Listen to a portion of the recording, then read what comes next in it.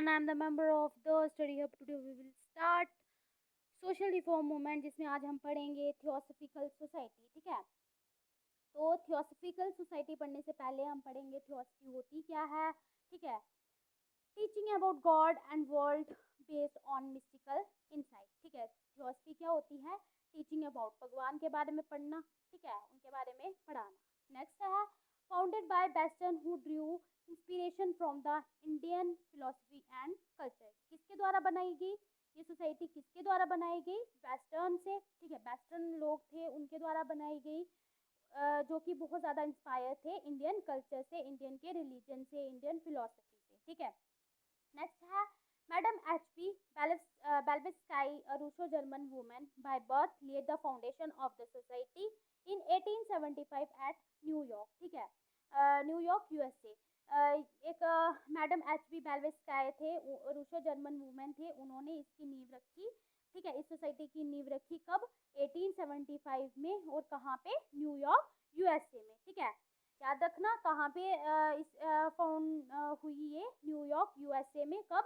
1875 में। At later colonel MS. Olcott join her. बाद में इसको किसने ज्वाइन किया? इस सोसाइटी को, इस मैडम एच.पी. बेल्वेस्काई को किसने ज्वाइन किया? Colonel MS. ऑलकट ने। ठीक है, headquarter shifted to Adyar near Madras in 1882। ठीक है, फिर बाद में इसके हेडक्वार्टर्स जो थे वो कहाँ पे शिफ्ट कर दिए गए? अडयार नियर मद्रास में। ठीक है, कब? 1882 में। द व्यू एंड फिलोसफी, अब इनके व्यूज और फिलोसफीज पढ़ेंगे। ठीक है, बिलीव्स इन रेनकार्शन कर्मा, ये किस पे बिलीव करते थे? पुनर्जन्म पे और कर्मा पे ये बहुत ज्यादा बिलीव करते थे। इंस्पिरेशन फ्रॉम उपनिषद एंड संख्या yoga Vedanta school of philosophy. ठीक है, ये बहुत ज्यादा इंस्पायर थे, इन्फ्लुएंस से, किससे? उपनिषद से, संख्या से, yoga Vedanta school of philosophy से ये बहुत ज्यादा इंस्पायर्ड थे। ठीक है, यूनिवर्सल ब्रदरहुड ऑफ ह्यूमैनिटी, किस पे बिलीव करते थे?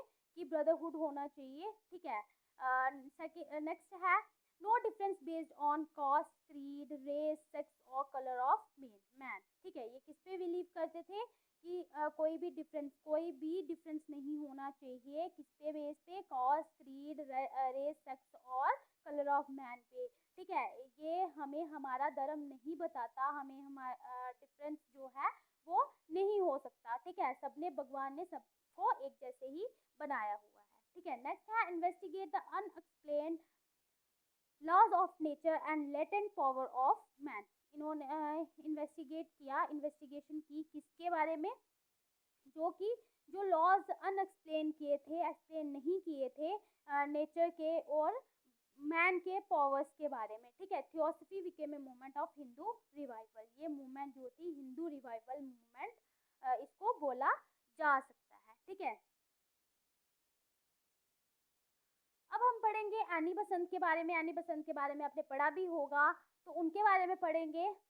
First women president of INC in 1970 17 session of Calcutta, ये फर्स्ट प्रेसिडेंट थी इंडियन नेशनल कांग्रेस की। ठीक है, और कौन से सेशन में? कलकत्ता के सेशन में। कब? 1817 में ये फर्स्ट वुमेन रह चुकी हैं, किसके? Indian national Congress.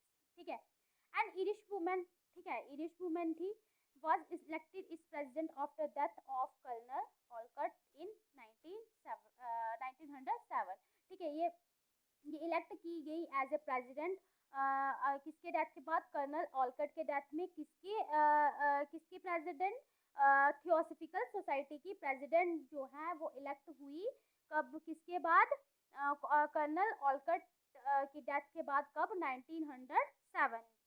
ठीक है, she become a Hindu in her views, dress, food and social manners. ये क्या बन गई? हिंदू बन गई। इनके व्यूज जो थे वो हिंदू वाले थे, ड्रेसेस इनकी हिंदू वाली थी, खाना शाना, मतलब खाना वगैरह सारा हिंदू कल्चर के अकॉर्डिंग ये खाते थे। ठीक है, ट्रांसलेटेड भगवत गीता, इन्होंने भगवत गीता को ट्रांसलेट किया। ठीक है, she made the movement popular in India. इन्होंने इस मूवमेंट को, मतलब इन्होंने थियोसॉफिकल सोसाइटी को बहुत पॉपुलर कर दिया इंडिया में। ठीक है, she letter become a prominent national leader and even the first women president of Congress. ठीक है, फिर लिए बाद में बहुत इम्पॉर्टेंट, बहुत प्रसिद्ध जो थी नेशनल लीडर बन गई। और इवन के ये पहली वुमेन थी, किस वुमेन प्रेसिडेंट थी किसकी, कांग्रेस की, ठीक है। Charles Wilkins of Asiatic Society first translated Bhagavad Gita to English in 1785, ठीक है। चार्ल्स विल्किन थे, उन्होंने क्या किया था, एशियाटिक सोसाइटी में सबसे पहले भगवत गीता को इंग्लिश में ट्रांसलेट किया था, ठीक है। Annie Besant led foundation of Central Hindu College in Banaras in 1898 where Hindu religion and Western science was taught together। Annie Besant ने क्या किया, सेंट्रल हिंदू कॉलेज जो था वो कहाँ पे खोला, बनारस में जो है वो इस्टेब्लिश किया, कब, 1898 में, बहुत इंपॉर्टेंट है, ठीक है। सेंट्रल हिंदू कॉलेज जो था बनारस में खोला इन्होंने 1898 में, ठीक है। नेक्स्ट है BHU। BHU मतलब बनारस हिंदू यूनिवर्सिटी, ठीक है। बनारस हिंदू यूनिवर्सिटी जो थी कहाँ, किसने खोली, किसने फाउंड की थी, मदन मोहन मालवीय ने, कब, 1961 में। इसमें कंफ्यूज नहीं होना। एनी बेसेंट ने क्या किसकी फाउंडेशन रखी थी, नेशनल हिंदू कॉलेज की, और मदन मोहन मालवीय ने किसकी, बनारस हिंदू यूनिवर्सिटी की, ठीक है। started home league movement at Madras in 1916 independently.